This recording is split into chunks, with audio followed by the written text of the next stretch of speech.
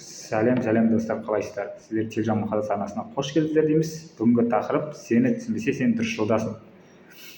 Тоқта, егер сені соңғы кезде ешкім түсінбесе, бұл видео дәл сен үшін арналады. Видеоның соңына дейін көр. Себебі көп адамдар дәл осы жерде тоқтайды, ал тоқтағандар ешқашан алысқа бармайды. Сені түсінбесе, бұл қате емес. Бұл сенің көпшілік жолында емес екенінің белгісі. Өмірде бір шындық бар. Барлығы түсетін жол қауіпсіз жол емес. Ал сен қауіпсіз жол ешқашан үлкен нәтиже бермейді. Егер сенің ойыңды, мақсатыңды, арманыңды бәрі бірдей түсінсе, сен ешқандай тәуекел жасап жатқан жоқсың. Ал егер сен сынсаң, күмәндансаң, бұдан ештеңе шықпайды десең, сен дұрыс бағытта келе жатырсың. Құттықтаймын. Сені неге түсінбейді деген сұрақты көп қойып көрші өзіңе. Мысалға мен қойып көрдім өзіме.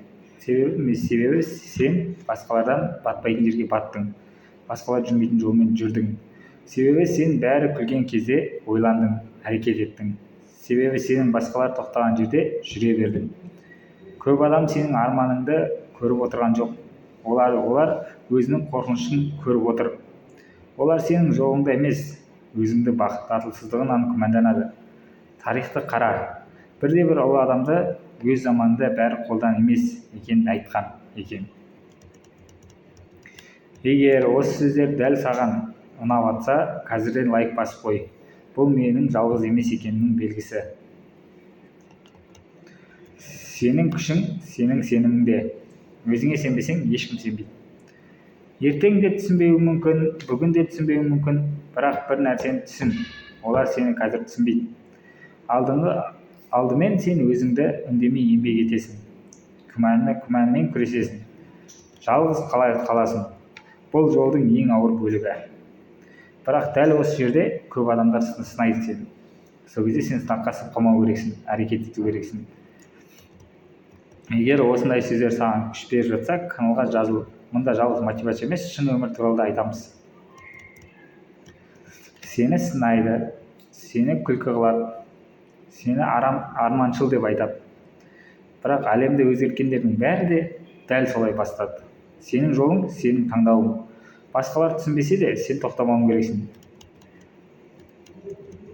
Айтпақшы, келесі видеода қорқынышпен қалай бірге жүру керек екенін нақты мысалмен айтамын. Көп осы жерде қателеседі. Егер сені түсінбесе, сен дұрыс жолдасың. Жай ғана шыда, тез өз жолыңды сатпа.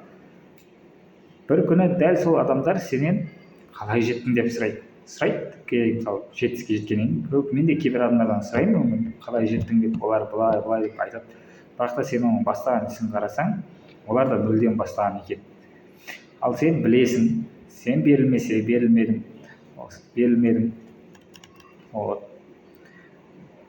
Сен берілмедің. Осылай видеомызды аяқтауға тура келеді. Келесі видеоларда көріскенше сау болыңыздар дейміз. Келесі видеоны асыға күтетіндер лайк басып, коммент жазып отырыңыздар. Бұл мен үшін өте маңызды.